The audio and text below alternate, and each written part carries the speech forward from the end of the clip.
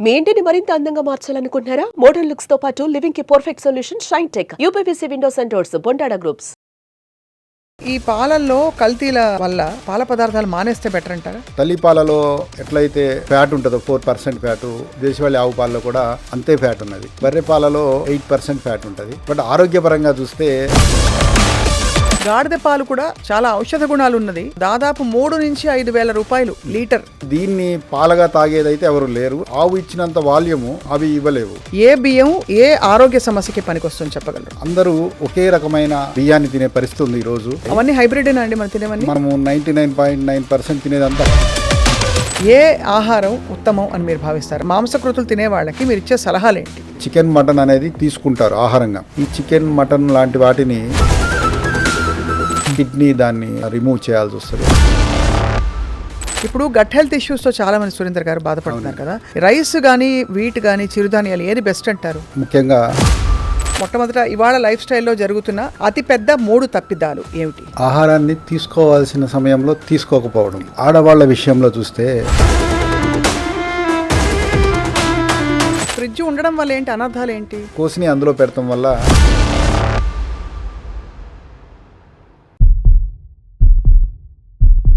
Welcome to Suman TV healthy journey with me స్వప్న.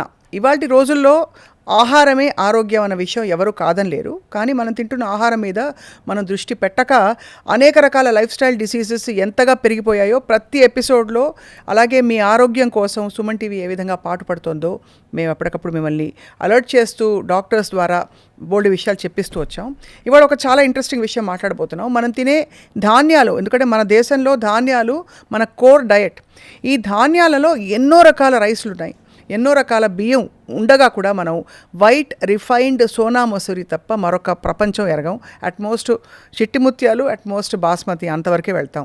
మనకుండే రకరకాల పోషకాలు ఏంటి ఈ వెరైటీస్ ఆఫ్ రైస్లో మాట్లాడబోతున్నాం. ఒక అద్భుతమైన ఎక్స్పర్ట్, లైఫ్ స్టైల్ ఎక్స్పర్ట్ అని చెప్పాలి.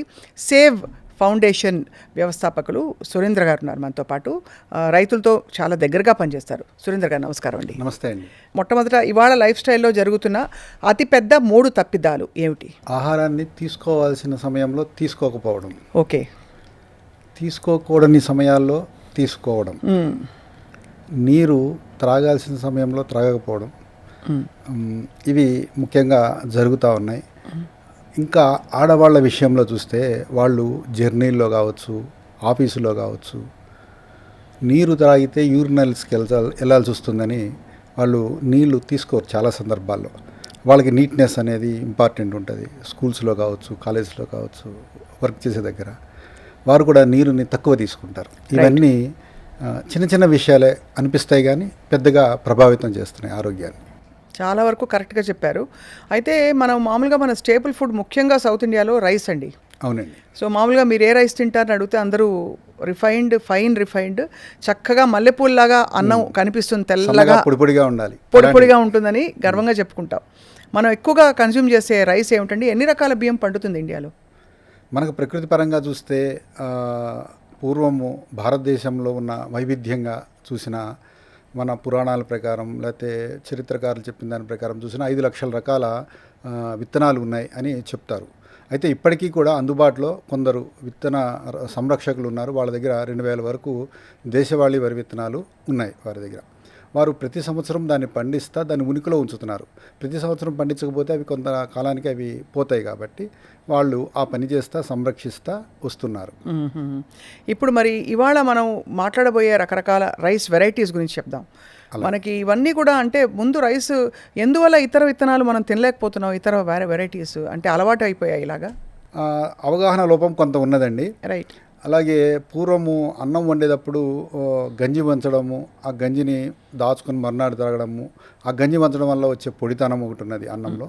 అలాగే కుక్కర్ లేదు, బయట వండుకునేవాళ్ళు.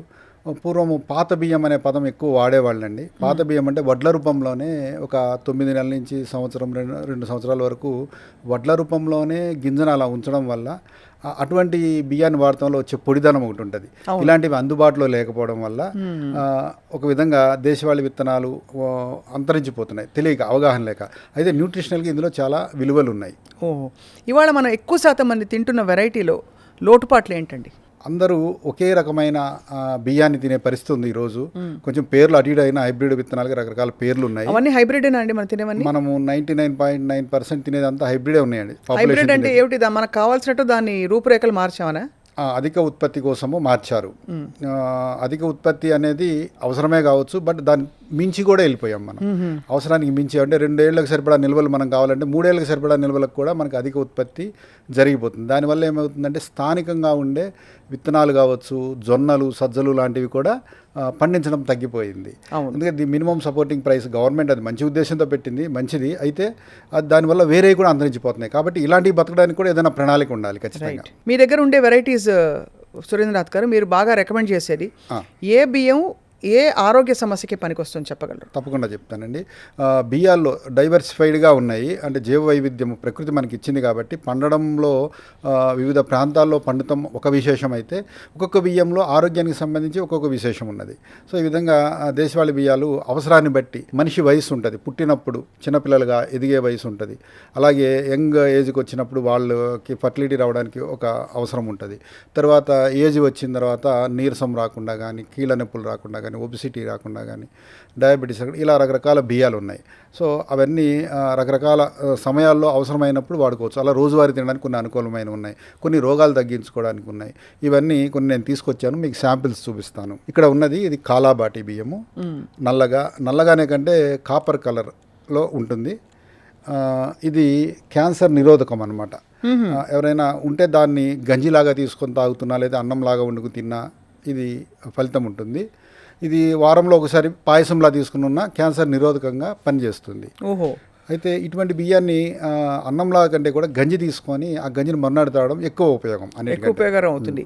అంటే ఇది వండితే ఎలా అవుతుంది అన్నం? దీన్ని రుచి అది ఎలా ఉంటుంది? రుచి తినడానికి ఇప్పుడు అందరూ ఒకదానికి అలవాటు పడినారు కదా, యాక్సెప్టబుల్గా ఉండకపోవచ్చు స్టార్టింగ్లో, బట్ మజ్జిగలో లేకపోతే పెరుగులో తినడానికి చాలా రుచిగా ఉంటుంది ఈ అన్నాన్ని తినడానికి ఒక సులువైన మార్గం ఏంటంటే రాత్రిపూటే అన్నం వండేసేసి కేవలం నీళ్ళల్లోనే నానబెట్టి పొద్దున దీన్ని మజ్జిగలో తింటే చాలా రుచికరంగా ఉంటుంది. మనకు పెద్దలు చెప్తూ ఉంటారు అన్నం తినేటప్పుడు 40 సార్లు బాగా నమిలి తినండి అని.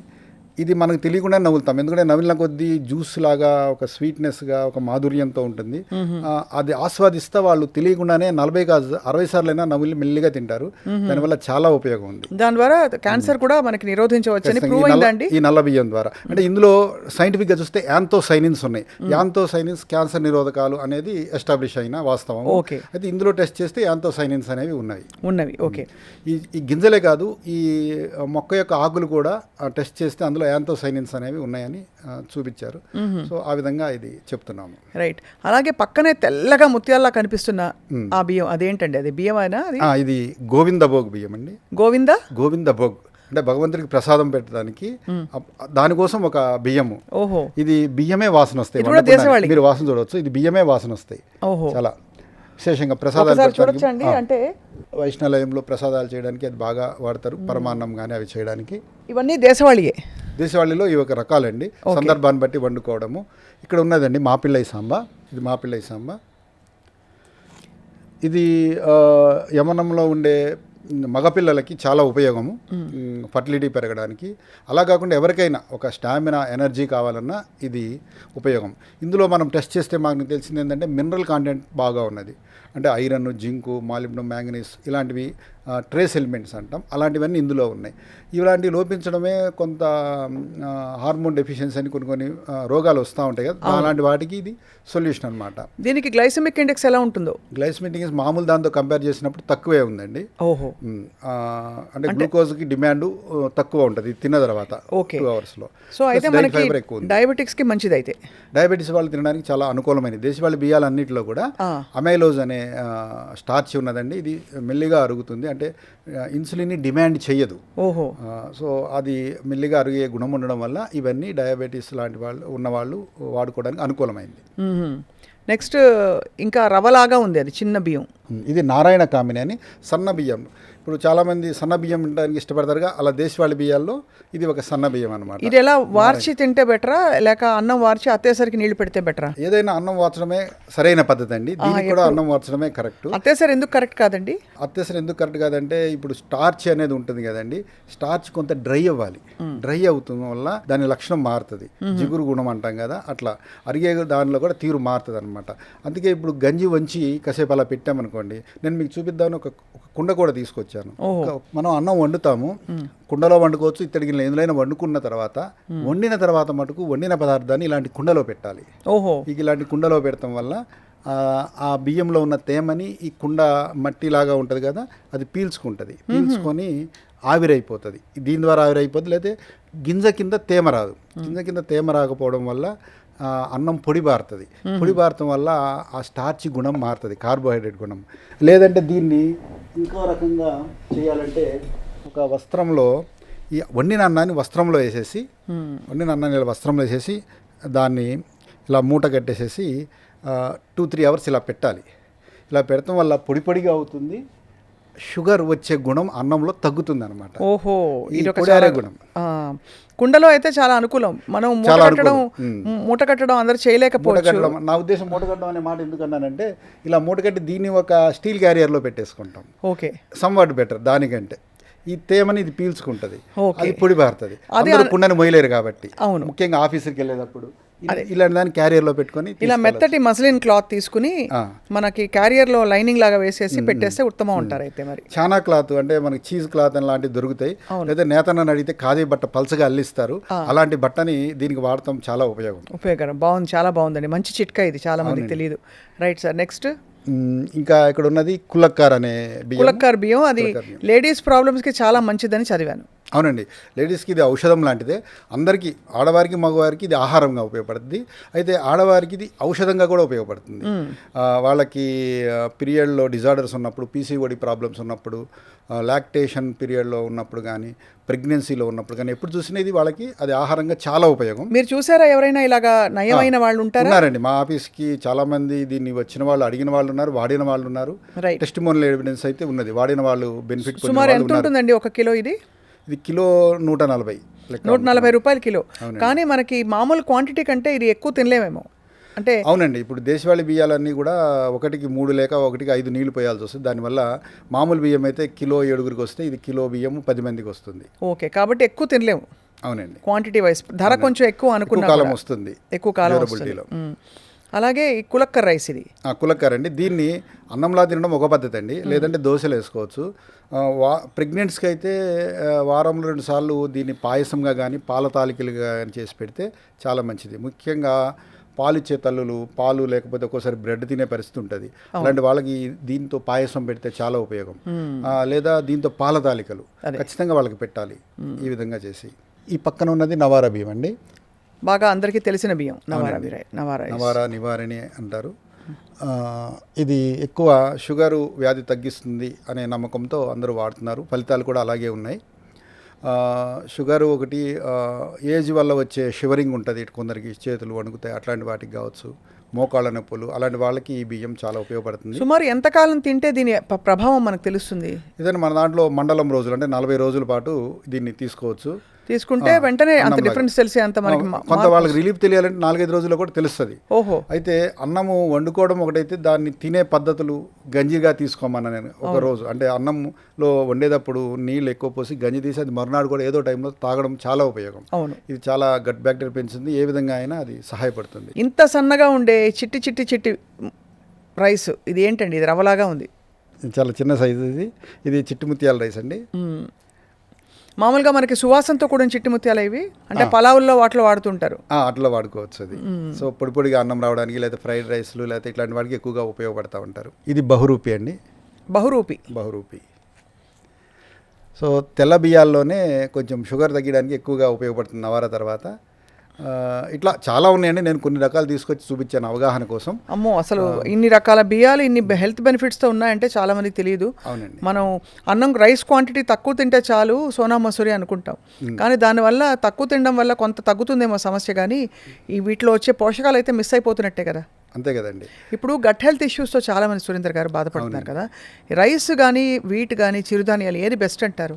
ఎక్కడ నేటివ్గా అక్కడ పుట్టిన ధాన్యాలు ఉన్నాయండి. మనకి కోస్టల్ ఏరియా చూసుకున్నా, సౌత్ ఇండియా చూసుకున్నా, ఇండోనేషియా, బర్మా, జపాన్ ఇవన్నీ ఎప్పటి నుంచో బియ్యం తినే ఉంటున్నాయండి. సో ఇవి ఖచ్చితంగా మనకి కావాలి, ఒక పూటైనా కనీసం ఇవి తీసుకోవాలి బియ్యాలు.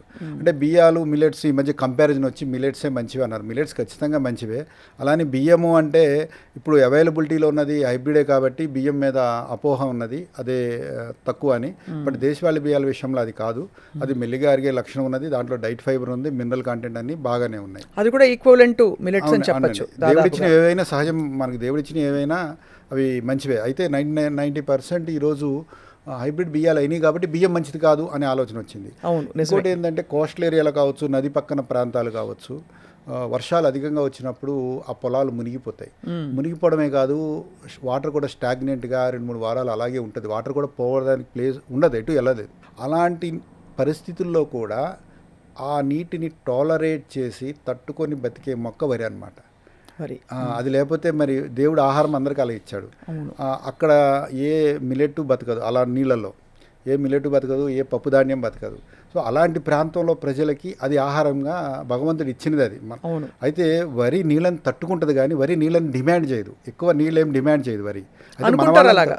అలా మనం వరి చేలలో నీళ్లు పెడతారని చూసి అందరూ అలా అనుకుంటున్నారు. ఆరుతడి పద్ధతిలో కూడా దీన్ని పండించవచ్చు. ఇప్పుడు బుడమలు ఉన్నాయి, బుడమలు అంతా సహజంగా చెరువుల పక్కన పండేవే ఎప్పటి నుంచో అవి.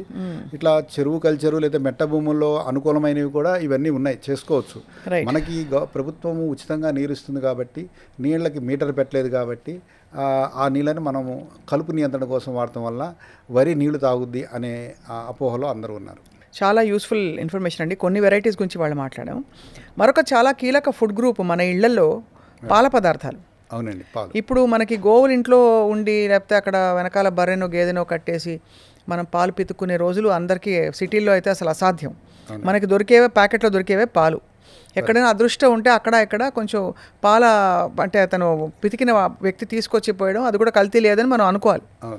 సో ఈ పాలల్లో కల్తీల వల్ల పాల పదార్థాలు మానేస్తే బెటర్ అంటారా? బాధాకరమండి. పాలు లేకుండా మన జీవనం లేదు.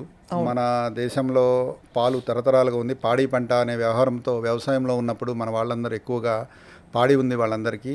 అంటే ఇంటి కోసమన్నా కనీసం పాలు ఉండే పరిస్థితి ఉంది. ఈరోజు అయితే అది లేదు, తగ్గిపోయింది. ఆ విధంగా ఎక్కువ మంది అర్బన్ ఏరియాలో అయితే పాల ప్యాకెట్ల మీదే డిపెండ్ అవుతున్నారు. అయితే రాను రాను ఈ నాణ్యత విలువలు అయితే తగ్గుతున్నాయి. ఇది బాధాకరం. ఉన్న దాంట్లో చేసుకోగలిగినది కనీసం ఉన్న పాలని చాయ్ కాఫీలకి వాడకుండా ఉన్నవి తక్కువే అనుకున్నప్పుడు కనీసం పెరుగు మజ్జిగ రూపంలో తీసుకుంటే అది చాలా ఉపయోగం ఉన్న పాలని. అలాగే మనకి తెలిసిన వారు లేకపోతే మనం ఒకళ్ళని ఎంకరేజ్ చేయడం ద్వారా పాలు ఉత్తమంగా దొరికేటట్టుగా మనం ప్రయత్నం చేయొచ్చు. అయితే నేను సజెస్ట్ చేసేది అయితే ఉత్తమంగా అన్నిటికంటే తల్లి పాలతో సమానమైంది దేశవాళీ ఆవు పాలు. తల్లి పాలలో ఎట్లయితే ఫ్యాట్ ఉంటుందో 4% ఫ్యాటు, దేశవాళీ ఆవు పాలలో కూడా అంతే ఫ్యాట్ ఉన్నది.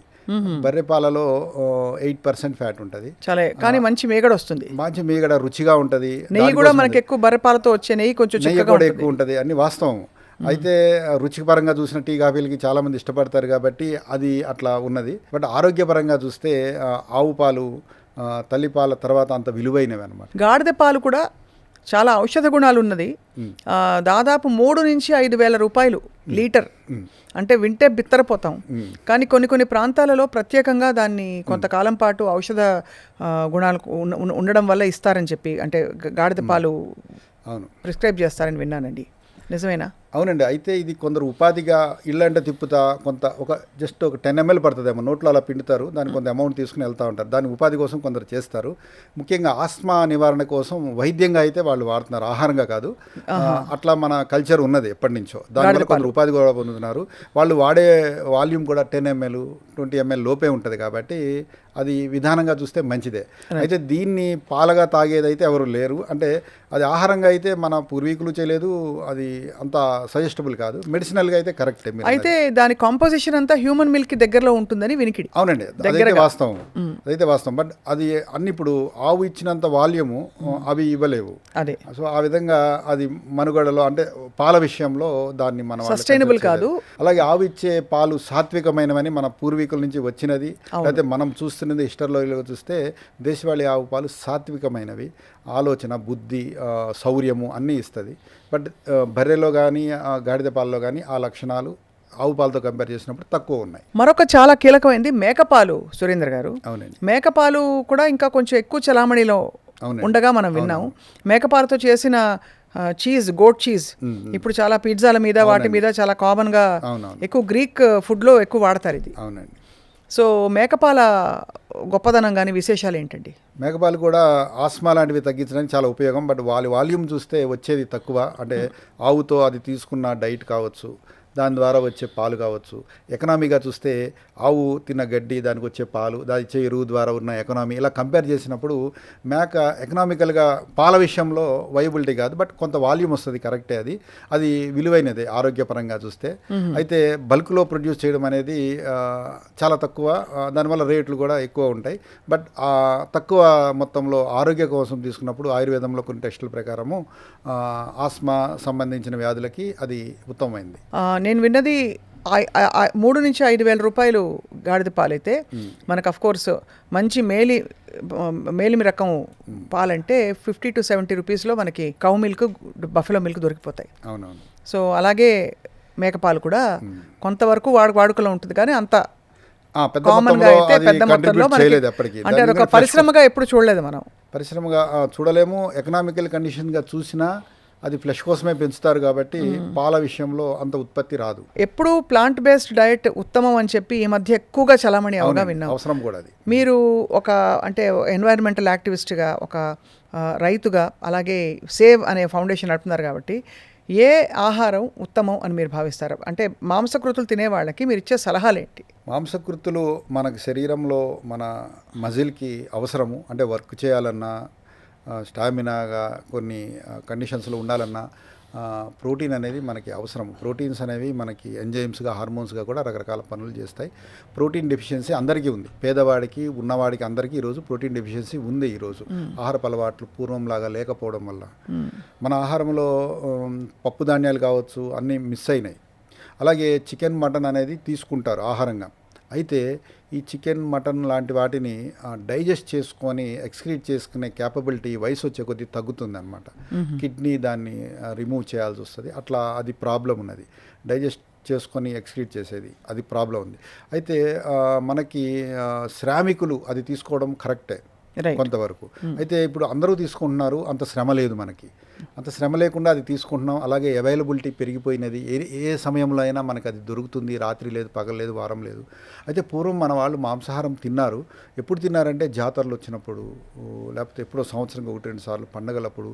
అది కూడా మటన్ అమ్మే షాపులు కూడా తక్కువ ఉండేవి. అందరూ కలిసి మాట్లాడుకొని షేర్స్ వేసుకునేవాళ్ళు.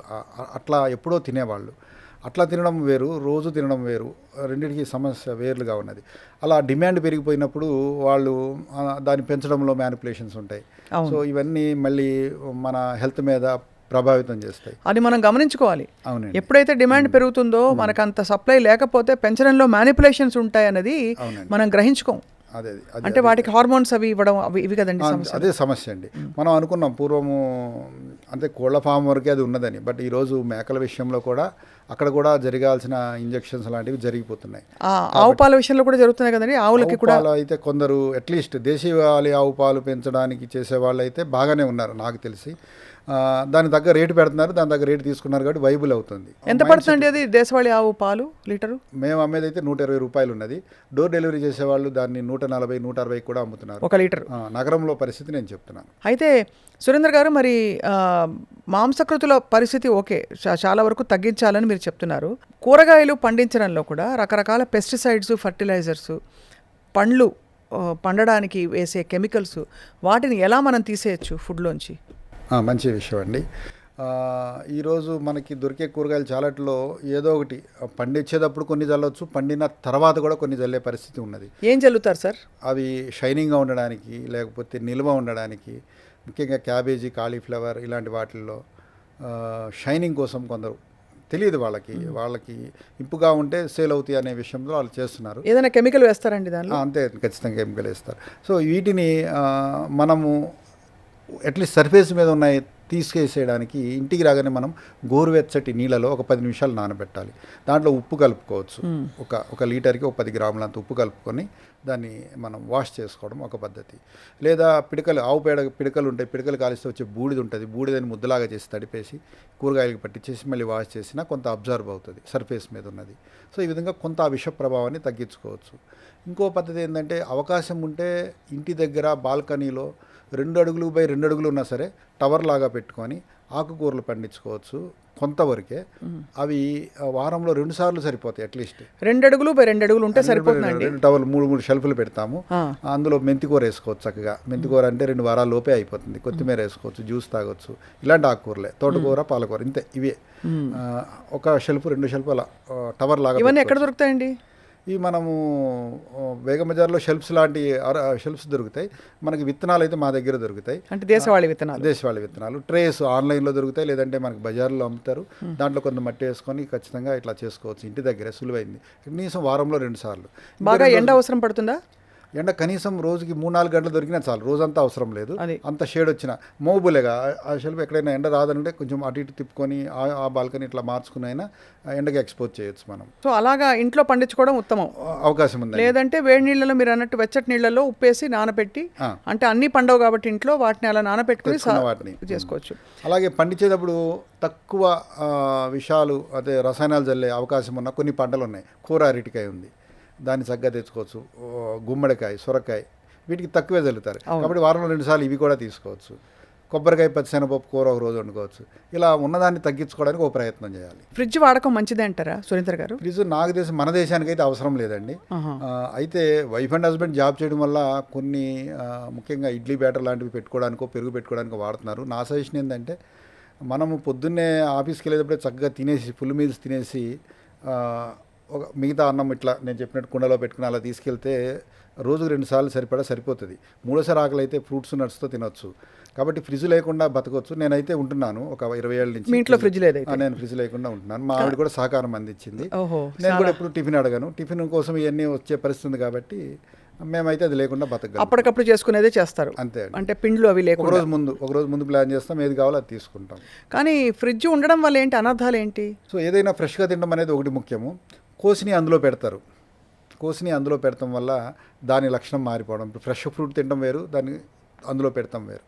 అలాగే మనము ఏమైనా మిగిలితే ఎవరికైనా ఇస్తూ ఉంటాం జనరల్గా, ఆ ఇచ్చే గుణం పోతుంది, మళ్ళీ దాచుకొని తింటాం. అట్లా ఇలాంటి ఏదైనా ఫ్రిడ్జ్ వల్లే వస్తున్నాయి ఇలాంటివన్నీ. చాలా బాగుంది. సహజ సిద్ధంగా ఉండడం మంచిది. ఫ్రిడ్జ్లో నీళ్లు తాగితే ఏమైనా అనర్థాలు జరుగుతాయండి? చల్లటి నీళ్ళు అంత చాలా మందికి. ఇప్పుడు మా ఇంటికి గెస్ట్లు వస్తారు, నా ఫ్రెండ్స్ ఒకళ్ళిద్దరు, వాళ్ళు రాగానే అబ్బా చల్లగా నీళ్ళు ఇవ్వు అంటారు. సో బాగా ఐస్ కోల్డ్ వాటర్ ఏ సీజన్ అయినా సరే ఆ అలవాటు అది ఎంతకీ వాళ్ళు మానుకోలేకపోతారు. అయితే ఒకటైతే షూర్, మన బాడీ టెంపరేచర్ ఉన్న టెంపరేచర్ ఒకటి ఉంది కదా, సో అది 38 degrees సెంటీగ్రేడ్ కొంచెం అటు ఇటుగా. అయితే మన తాగే నీరు కూడా దానికి దగ్గరలో ఉంటే కరెక్ట్ ఒక 45 degrees 50 గోరువెచ్చటి నీళ్ళు అంటాం. అందుకే మనం ఎప్పటికీ ఇది మంచిది తాగడానికైతే.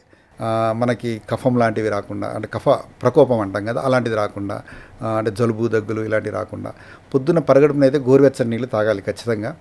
అలాగే అన్నం తిన్న 2 గంటల తర్వాత ఇలా గోరువెచ్చని నీళ్ళు తాగాలి. ఇదైతే మనం అందరం చేయలేకపోతున్నాం. ఇది చాలా ఉపయోగం.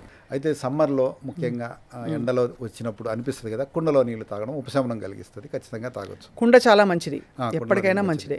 అది వేసవకాలంలో అనుకూలం కూడా తాగడం. మీ ఇంట్లో అక్వాగార్డ్ ఉందండి? మా ఇంట్లో లేదండి. వాటర్ ప్యూరిఫైర్ లేదండి. మున్సిపల్ వాటర్నే మేము వేడి చేసుకొని తాగుతారు. అక్వాగార్డ్ కూడా కొంత, అంటే అక్వాగార్డ్ అనేది కంపెనీ పేరు, వాటర్ ప్యూరిఫైర్. అది ఇప్పుడు ఆర్ఓ వాటర్స్ వచ్చేసింది. దాని తర్వాత మీరు చెప్పిన తర్వాత అల్ట్రా ఫిల్టర్, మీరు చెప్పిన కంపెనీలో ఉన్నది అల్ట్రా ఫిల్టరేషన్. దాని తర్వాత వచ్చింది ఆర్ఓ వాటర్ అందరూ తాగుతున్నారు. ఆర్ఓ వాటర్లో మనకి కొన్ని మినరల్స్ వెళ్ళిపోతాయి, కావాల్సిన మినరల్స్ ఉండవు అందులో. ముఖ్యంగా కాల్షియము, మెగ్నీషియం ఇలాంటివి ఉంటాయి కదా, మట్టిలోంచి వచ్చేవి అవి ఉండాల్సిన స్థాయి కంటే తగ్గిపోతాయి అన్నమాట. సో బోన్స్ రిలేటెడ్ ప్రాబ్లం, మోకాళ్ళ నొప్పులు రావడానికి ఒక కారణము ఫ్లోరోసిస్ లాంటివా? అంటే అది తీవ్రమైనది, ఫ్లోరిన్ ఎక్కువ అయిపోయి వస్తుంది. అదోనండి. ఇప్పుడు మనకి కాల్షియం కావాలి కదండి, అది పూర్వం నీళ్ళలో, బావి నీళ్ళలో, భూమిలో, మట్టిలో కాల్షియం ఉంటుంది. Magnesium, calcium, alkaline earth metals అంటారు. ఇవన్నీ మట్టిలోంచి వస్తాయి మనకి. అవి సహజంగా బావి నీళ్ళు తాగినప్పుడు, నది నీళ్ళు తాగినప్పుడు అందులో కరిగి మనకి నీళ్ళలో వచ్చేస్తాయి. మనం పూర్వం అంటారు ఆ ఊరి నీళ్ళు బాగా పన్నీరా అంటూ ఉంటారు.